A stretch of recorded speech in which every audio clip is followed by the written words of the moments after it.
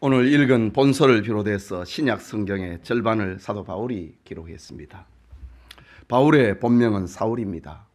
그는 길리기아 다소성에서 디아스포라 유대인 중 베냐민 지파의 후손으로 태어났습니다. 그는 예루살렘에 유학하여 당대 최고 학자인 가말리엘 밑에서 교육을 받았고 바리새인 중에 바리새인으로 성장하고 율법주의 열심 당원이 되었습니다. 그는 기독교를 세상에서 없애는 것이 하나님을 향한 최고의 충성과 믿음이라고 생각했습니다. 그리고 교회를 박해했습니다. 예루살렘 광장에서 전도하는 스데반을 돌로 쳐 죽일 때의 주동자가 되었습니다. 교회를 없애고 그리스도인을 옥에 가두었습니다. 그리스도인들을 박해하여 죽였습니다. 그리스도인에게 매질을 했습니다. 그리스도인을 잡아 강제로 주님을 모독하는 말을 하게 했습니다. 이런 모습은 바울 자신의 입을 통해서 고백되고 있는 내용입니다. 그는 그리스도인을 체포하기 위하여서 국경을 넘어 다메섹으로 가는 중이었습니다. 다메섹 길목에서 영광의 주님을 체험하고 유대교회에서 기독교로 개종합니다. 박해자에게서 박해를 받는 자리로 서게 됩니다. 그는 자기의 인생과는 내가 그리스도와 함께 십자가에 못 박혔나니 그런즉 이제는 내가 사는 것이 아니요 오직 내 안에 그리스도께서 사신 것이라. 이제 내가 육체 가운데 사는 것은 나를 사랑하사 나를 위하여 자기 자신을 버리신 하나님의 아들을 믿는 믿음 안에서 사는 것이라. 이것이 바울의 인생관이었습니다. 바울의 생사관도 있습니다. 살아도 주를 위하여 살고 죽어도 주를 위하여 죽나니 그러므로 사나 죽으나 우리가 주의 것이로다. 이런 생사관을 가지고 바울은 살았습니다. 바울은 다메섹에서 주님의 부르심을 받은 이후에 로마에서 순교를 하기까지 예루살렘을 비롯하여 소아시아와 마게도니아, 아가야 그리고 로마와 서바나 등지를 다니면서 한평생 전도자의 삶을 살게 됩니다. 오늘은 교단적으로 지키는 총회 선교 주일을 맞이합니다. 선교의 당위성과 그 필연성을 생각을 하는 것이 선교주의를 지키는 의미입니다. 이 시간 바울의 선교 고백이라는 제목으로 하나님의 말씀 받고자 합니다. 바울의 선교 고백은 어떤 의미를 가지고 있는가? 첫째로 주님의 은혜에 포로가 되었기 때문입니다. 본문 16절의 말씀을 다시 보면은 내가 복음을 전할지라도 자랑할 것이 없으면 내가 부득불할 일임이라 라고 합니다. 내가 복음을 전하고 있다 할지라도 일평생 죽음의 사선을 넘어서 복음 전도자가 되었다 할지라도 내가 자랑할 것이 없다. 그것은 내가 부득불 이 일을 하고 있기 때문이다 라고 합니다. 여기 부득불이라는 헬라말 아난케는 강제로 억지로 하지 않으면 안 되는 그런 부정적인 의미를 가지고 있습니다. 나는 박해자였다. 그런데 나는 하나님의 강권적인 역사로 말미암아 나는 이 복음을 전하는 자가 되어버렸다는 것입니다. 본문에서는 부득불이라는 이 표현은 필연적으로 당연히 나는 이 복음을 전한다. 내가 이 복음을 전해도 자랑할 것이 없은 것은 내가 당연히 이 일을 해야 되기 때문이다. 당연한 나의 일이기 때문에 나는 이 복음을 전하는 것에 대해서 자랑할 것이 없다고 합니다. 바울이 한평생 복음 전도자로 살게 된 이유는 자기 의지를 넘어선 것이었습니다. 주님의 은혜의 포로가 되었기 때문에 전도인이 되었다고 합니다. 바울은 그리스도의 사랑의 포로가 되었습니다. 그리스도의 포로가 된 바울은 이 은혜의 복음, 구원의 복음을 피할 수가 없었던 것입니다. 이 구원의 복음을, 사람을 구원하는 이 복음은 거절할 수가 없고 내가 감당할 수밖에 없는 주님의 부탁을 받았기 때문이다 라는 말입니다. 여러분, 복음 전도의 사명은 바울만 받은 것일까요? 아닙니다. 하나님의 은혜를 받고 구원받은 모든 성도는 이 복음에 빚을 졌습니다. 이 빚을 갚는 길은 복음을 전하는 것입니다. 우리는 죄로 인하여서 멸망받을 인생이었습니다. 그런데 오직 하나님의 은혜로 구원받았습니다.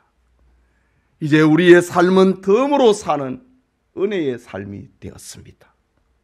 하나님의 은혜를 입은 사람은 은혜를 베풀고 은혜를 나누어 주고 은혜를 전하는 것은 피할 수 없는 일이고 거절할 수 없는 사명이다. 내가 복음을 전할지라도 자랑할 것이 없으면 내가 부득불할 일임이라 라고 합니다. 그렇다면 전도와 선교는 해도 되고 안 해도 되는 것이 아닙니다. 당연하고 마땅한 것입니다. 구원의 복음을 받는 그 순간부터 전도자가 되는 것입니다. 전도에는 특별한 대상, 특별한 장소, 특별한 때가 있는 것이 아닙니다. 삶의 전 영역이 우리는 하나님의 은혜에 빚을 지고 살아가고 있는 삶이기 때문에 우리의 삶의 전 영역이 전도의 현장입니다. 그래서 바울은 디모데에게 편지하기를 너는 말씀을 전파하라. 때를 얻든지 못 얻든지 항상 힘쓰라. 범사의 오래 참음과 가르침으로 경책하며 경계하며 권하라 라고 들려줍니다. 오늘날 자기 중심의 틀을 벗어나지 못하는 성도들 중에는 교회가 무엇이고 교회에서 무슨 일을 해야 하는지를 모르는 이들이 많습니다. 존재하는 모든 교회는 해야 할 세 가지 기능이 있습니다. 이 기능을 잃어버리면 그것은 교회가 아닙니다. 첫째는 하나님께 예배드리는 일입니다. 예배는 하나님의 형상이 회복된 구원받은 성도가 첫 번째로 일어나는 변화입니다. 하나님 앞에 예배드린다. 교회에 가서 예배드린다. 구원받은 성도에게 일어나는 첫 번째 변화입니다. 우리는 지금 다 교회의 일원이 되어서 예배자가 되어 있습니다. 두 번째 교회의 기능은 전도하는 일입니다. 교회가 해야 할 최우선은 생명과 구원의 복음을 또 다른 사람에게 전하는 것입니다. 이것은 생명운동의 당위성입니다. 부활하신 예수님이 제자들에게 너희는 온 천하에 다니며 만민에게 복음을 전하라고 했습니다. 아버지와 아들과 성령의 이름으로 세례를 주고 내가 너희에게 분부한 모든 것을 가르치고 지키게 하라. 볼지어다 세상 끝날까지 항상 너희와 함께 있을 것이다. 교회는 전도해야 됩니다. 전도는 생명운동입니다. 살아있으면 뭔가 움직입니다. 이게 교회의 두 번째 기능입니다. 우리는 이 일을 위하여서 하나님 앞에 교회로 부름받은 것입니다. 또 하나는 섬김과 봉사의 일을 하는 것입니다. 주님께서는 섬김의 본을 보여주셨습니다. 내가 너희에게 한 것처럼 너희도 이렇게 하라. 제자들의 발을 닦아주시면서 베드로는 선생님께서 어떻게 우리의 발을 닦습니까?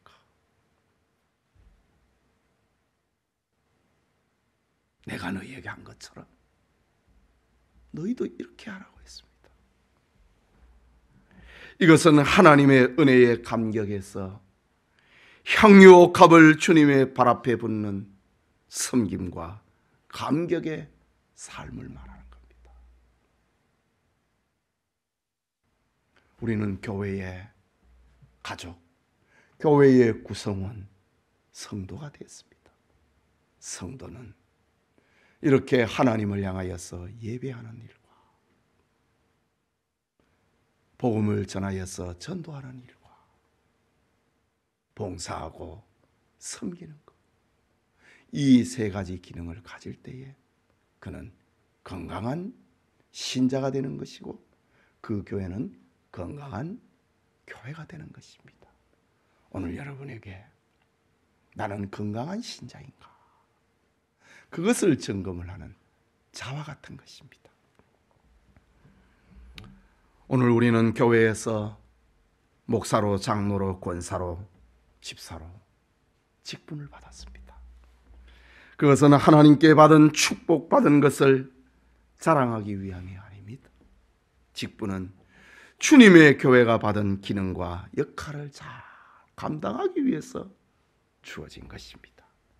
그래서 바울은 맡은 자들에게 구할 것은 충성이니라 라고 가르쳐주고 있습니다. 어느 교회 권사님이 병원에 입원하시자 목사님이 신방을 하시게 됐습니다. 병실에 가보니 경제적으로 풍족한 권사님이 1인실이나 특실이 아닌 일반 병실에 입원을 하고 계시는 겁니다. 물었습니다. 권사님, 1인실에 계셔도 될 텐데 왜 복잡한 일반 병실에 계십니까?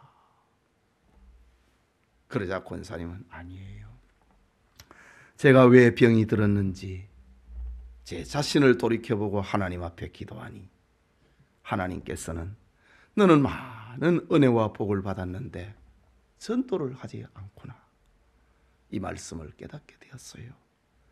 그래서 병실에서라도 전도하기 위해서 일반 병실에 입원을 하고 있는 거예요 라고 대답을 했다고 합니다.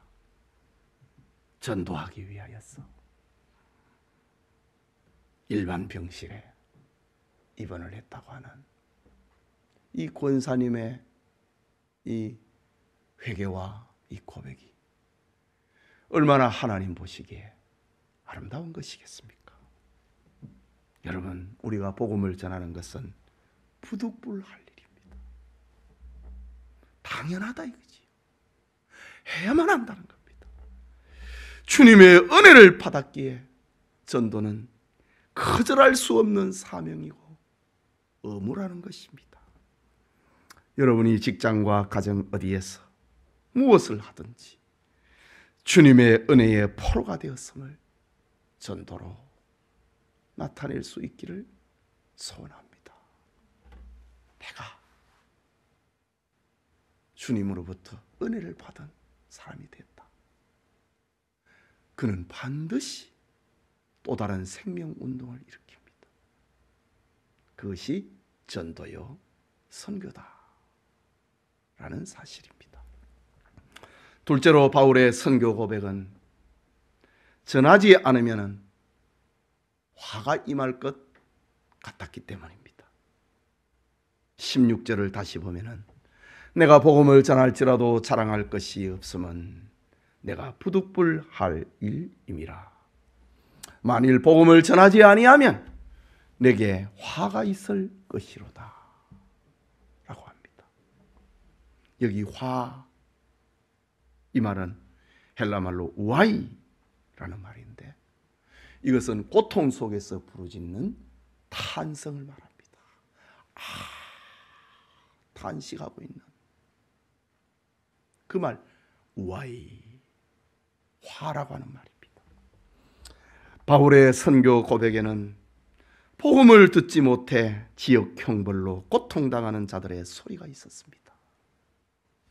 뿐만 아니라 바울 자신도 복음을 전하지 아니하면 하나님의 심판을 받아 벌받을 것만 같은 그런 두려움이 몰려왔다는 말입니다.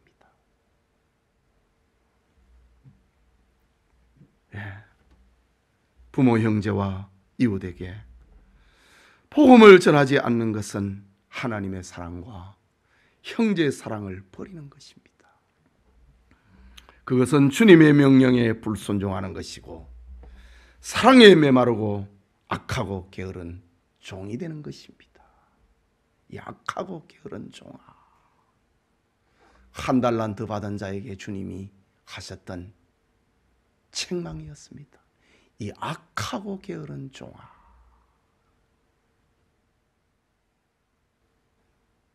바로 전도를 두고 하는 말입니다. 선교를 두고 하는 말입니다.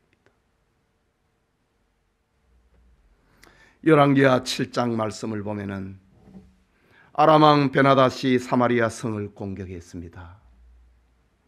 아람 군대가 사마리아 성을 에워싼 시간이 계속되자 성 안의 사람들은 굶주리기 시작했습니다. 먹을 만한 것은 모조리 먹고 짐승까지 다 잡아먹었습니다. 급기야 어린아이까지 잡아먹는 비극이 일어났습니다. 그때 성문 밖에서 살던 네 문둥이도 먹을 것이 없어서 양식이 있는 아람 진영으로, 아람 군대의 병영으로 죽기를 각오하고 걸어갔습니다. 그런데 웬일인지 아람 군영에서는 어디선가 들려오는 큰 군대의 소리를 듣고 무서워서 아무것도 챙기지 않고 다 도망을 쳐버리고 만 것입니다. 그곳에는 풍족한 음식들이 즐비해 있었습니다. 네 문둥이는 줄임배를 채우고 값진 보물도 챙겼습니다. 그러다가 동족 사마리아 사람들이 생각이 났습니다. 열왕기하 7장 9절에 보면은 나병 환자들이 그 친구에게 서로 말하되 우리가 이렇게 해서는 아니 되겠도다. 오늘은 아름다운 소식이 있는 날이거늘 우리가 침묵하고 있도다. 만일 밝은 아침까지 기다리면 벌이 우리에게 미치리니 이제 떠나 왕궁에 가서 알리자 라고 합니다. 네 문둥이는 하나님이 이루신 구원의 기쁨을 자신들만 먹고 마시고 즐기면은 하나님이 벌을 내리실 것이라고 하는 그런 두려움이 몰려왔습니다. 나중에가 아니고 아침이 밝아오는 그 시간까지 우리가 이 소식을 알리지 않으면 우리는 하나님께 벌을 받을 것이다. 이런 두려움이 몰려왔습니다.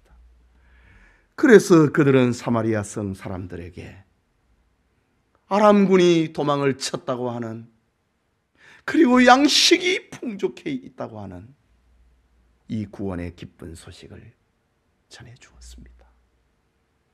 사도 바울은 지금 이런 심정으로 자신의 선교 고백을 들려주고 있습니다.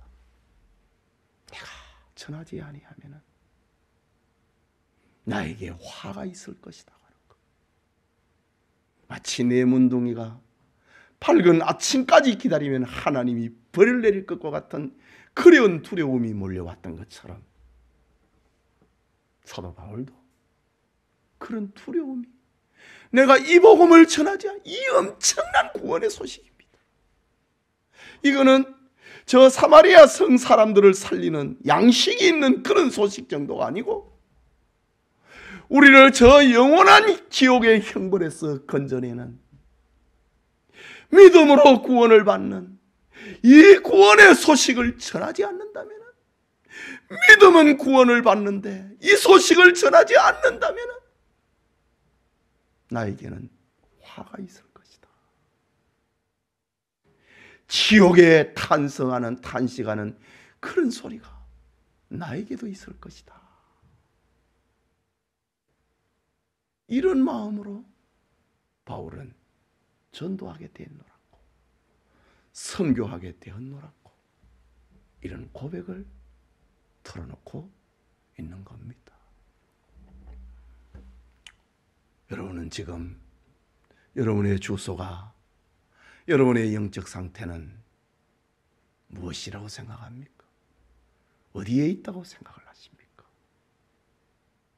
우리가 복음을 전하지 아니하면 바울이 그랬던 것처럼 우리에게도 화가 임할 것입니다.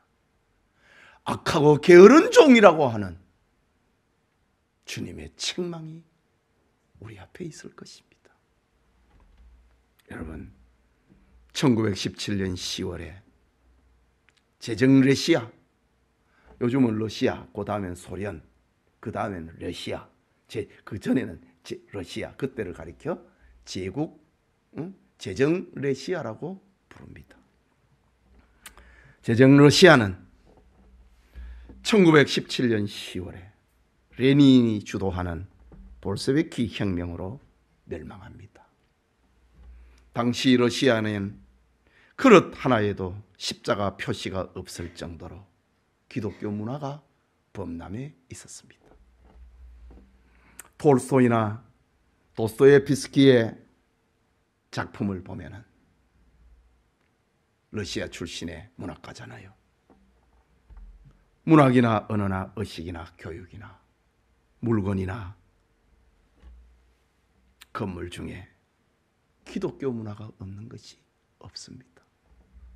지금도 러시아어는 그 언어는 어떻게 할 수가 없는 거 아닙니까? 그 언어는 기독교 언어입니다. 예수님의 부활 뭐 이런 표현들, 재림 이런 언어들이 러시아어 속에 담겨 있습니다. 그런데 러시아가 망하게 되었으면 그 즈음에 성직자들은 선교는 고사하고 이웃에게 전도하라고 하는 그런 설교가 끊어져 버렸습니다. 그들은 모여서 논쟁을 벌였습니다. 축도를 할 때에 손 모양을 어떻게 할 것인가? 성직자의 가운 색깔은 달마다 철마다 어떻게 바꿀 것인가? 이런 문제로 잠시도 조용할 날이 없었습니다. 러시아 기독교가 몰락한 이유는 복음을 전하라고 하는 주님의 명령을 불순종했기 때문입니다. 주님의 말씀을 거역하다가 화를 당하고 말았습니다. 볼셰비키 혁명이 일어났을 때에 1억 명에 가까운 사람들이 죽임을 당합니다. 기독 신자들이 그게 다 포함이 됩니다.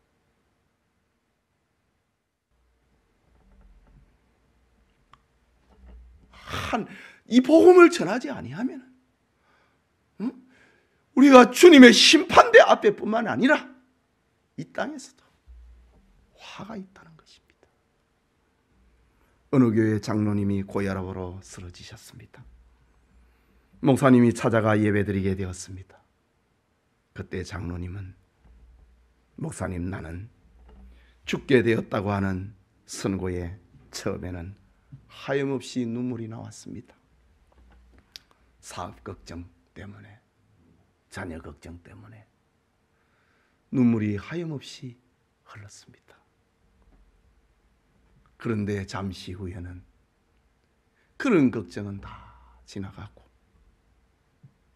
주님 앞에 서게 되는 걱정을 하게 됐습니다.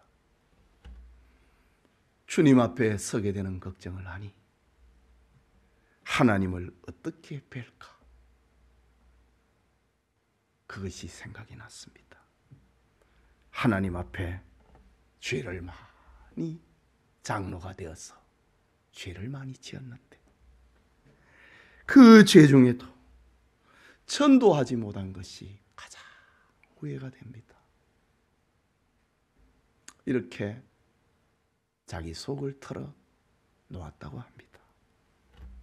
여러분, 죽음 직전에 무엇이 여러분을 가장 고통스럽게 할 것이라고 생각하십니까? 사업입니까? 자녀입니까? 가정입니까?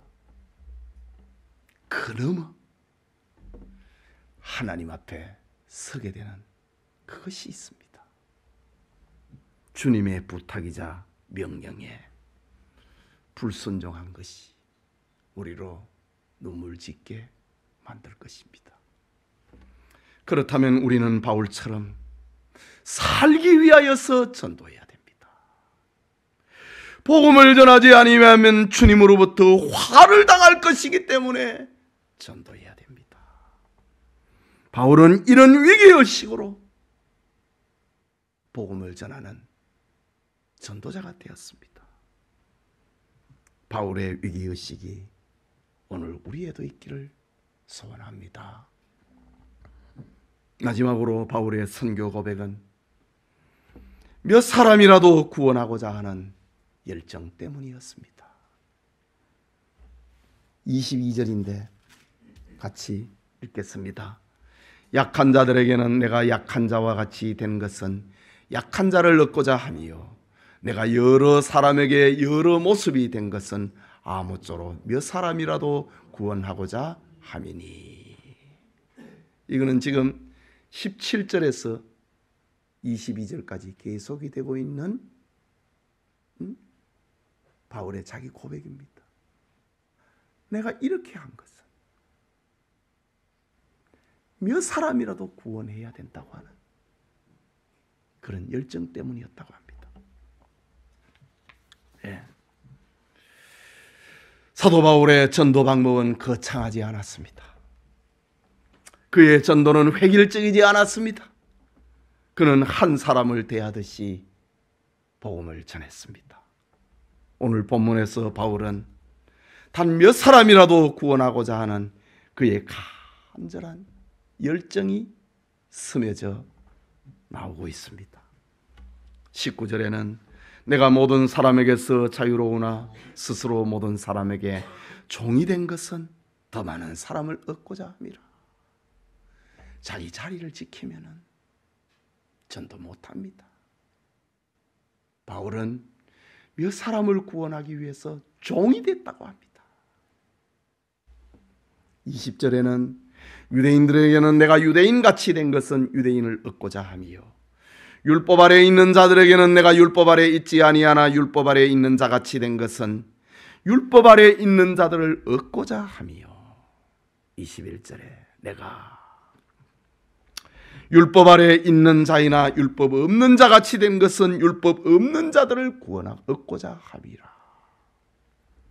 22절에는 약한 자들에게는 내가 약한 자같이 된 것은 약한 자를 얻고자 함이요 내가 여러 사람에게 여러 모습이 된 것은 아무쪼록 몇 사람이라도 구원하고자 함이라.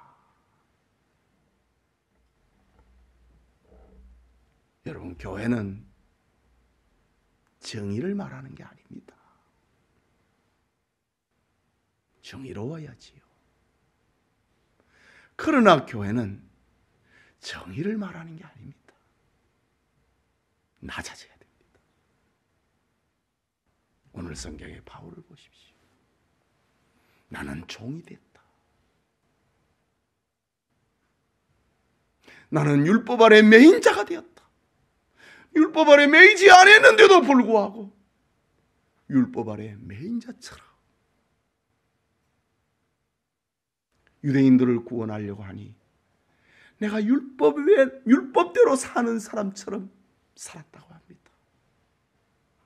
율법 없는 이방인들을 구원하기 위해서는 바울은 율법하고 상관없는 것처럼 살았다 이거지요. 무슨 음식을 먹는 일에 있어서나 친구를 사귀는 일에 있어서나 상관없는 자처럼 살았다고 합니다. 약한 자들에게는 그 사람을 구원하기 위해서 내가 약한 자가 됐다고 합니다. 때로는 병자처럼, 때로는 죄인처럼 그 사람을 구원하려고 하니 그 사람의 마음을 가져야 되는 거예요. 히브리서 4장에 보면은 우리에게 있는 대제사장은 우리의 연약함을 체휼하지 않으신 자가 아니요 우리처럼 됐다 이거지. 병자에게는 병자처럼 되셨고, 세리에게는 세리처럼 되셨고, 여러 유의 형태를 가지고 그 사람의 옆에서 위로자가 되어주고 친구가 되어줬습니다. 이유는 그 사람을 구원하려고. 낮아지지 아니하면, 전도 대상자의 그 마음을 갖지 아니하면 그 사람을 얻을 수가 없는 겁니다.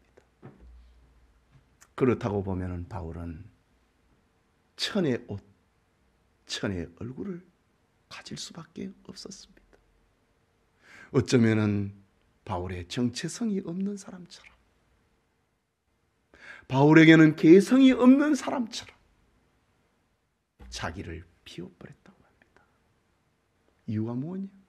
바본가? 그 한 사람을 얻기 위해서 바울은 그랬노라고 말합니다. 지난날 바울은 그리스도인들을 박해하고 죽이기까지 했던 강하고 모진 사람이었습니다. 그리스도인이 되고 난 다음에도 예수님의 수제자 베드로 앞에서 자기 주장을 굽히지 않는 강한 성격의 사람이었습니다.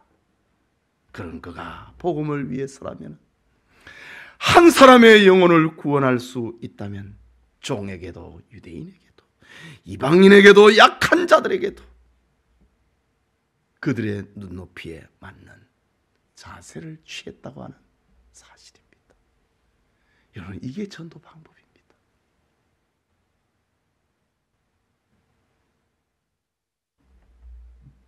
바울은 한 영혼, 한 생명을 구원하기 위해서 자기를 내려놓고 자기를 죽였습니다.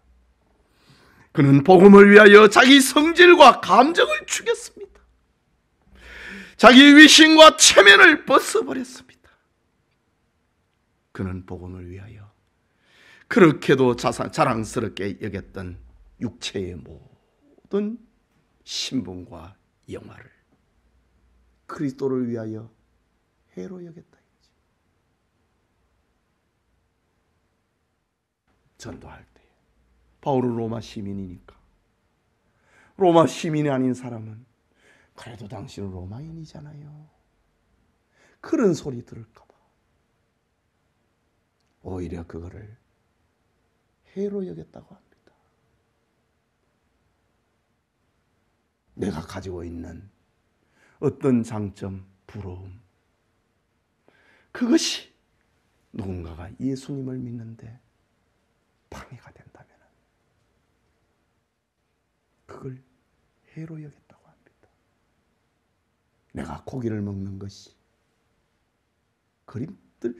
거침이 되느냐? 그렇다면 나는 평생 고기를 안 먹겠다. 바울은 이런 마음으로 살았습니다. 이것이 전도 방법입니다.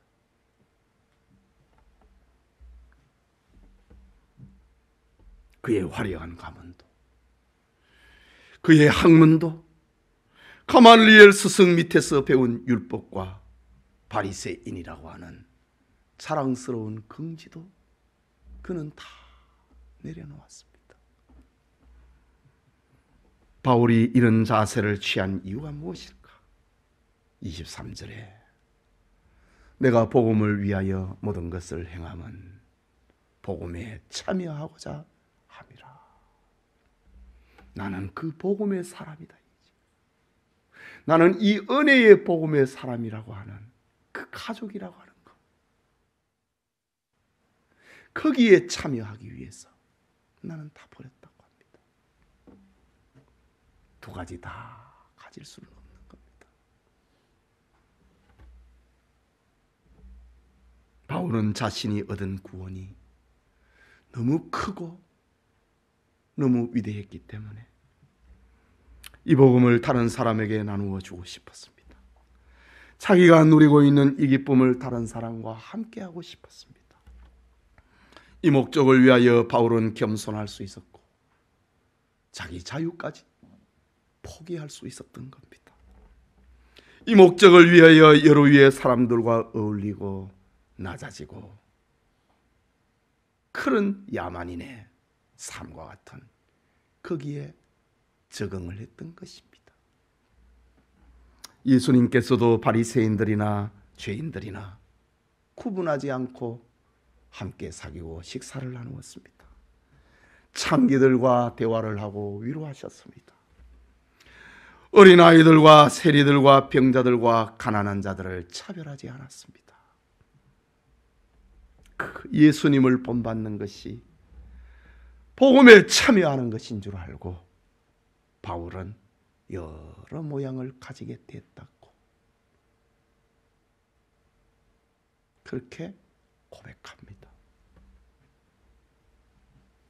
바울처럼 복음에 참여하고자 하는 열정으로 낮아져서 우리 주변에 몇 사람이라도 구원하는 간절함이 있기를 원합니다.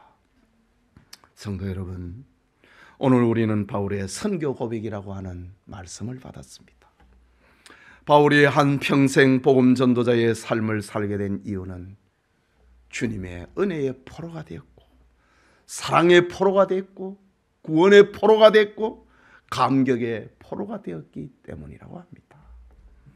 바울이 전도인이 된 것은 지옥 형벌로 고통하는 소리를 외면할 수 없었고 이 복음을 전하지 아니하면은 자기에게 화가 미칠 것이라고 두려웠기 때문입니다. 바울이 전도자의 삶을 살게 된 이유는 자신을 통하여 몇몇 사람이라도 구원하고자 하는 뜨거운 사랑과 열정 때문이었노라고 고백하고 있습니다. 그 열정은 예수 그리스도로 얻은 구원과 영생과 기쁨을 함께 나누고자 하는 간절함이었습니다.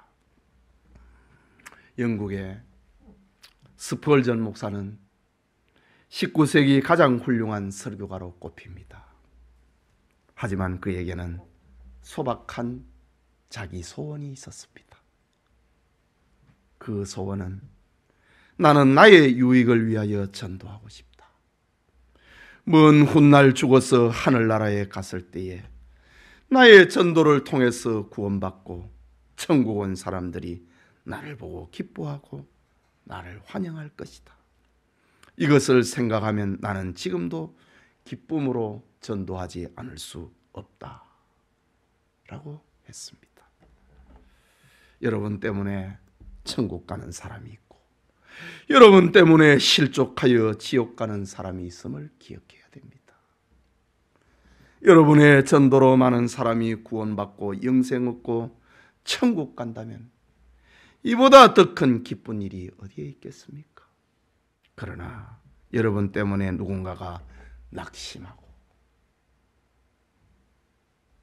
나의 절망적인 내뱉는 말 때문에 사람이 실족한다면 그 책임을 어찌할 것입니까? 지금까지 여러분의 전도로 몇 명의 신자가 있는지 생각해 보십시오. 복음을 위하여 어떤 일이든지 해야 됩니다. 그 대상은 여러분의 자녀와 고용인과 종업원 그리고 여러분의 형제와 친구가 될 수 있습니다. 여러분이 이웃의 영혼을 사랑하지 않는다면 여러분이 주님을 사랑하지 않고 있다는 겁니다. 여러분이 사람을 그리스도에게로 인도한다면 여러분의 신앙은 살아있고 주님이 주신 첫사랑을 가지고 있다는 말입니다. 바울의 선교 고백이 오늘 예배드리는 우리 모든 성도님들과 함께 하기를 소원합니다. 우리 같이 기도합시다. 말씀을 받았습니다. 바울의 선교 고백, 그것은 바울만의 것이 아니라 우리 모두의 것입니다. 예, 우리는 은혜의 포로가 됐다. 이 복음을 전하지 아니하면 화임할 것이다. 내가 복음을 위하여서 천의 얼굴, 천의 자리, 천의 옷을 입는 것은 이 복음의 가족이라고 하는 것을 나타내고 싶었기 때문입니다. 말씀을 생각하고 기도합시다.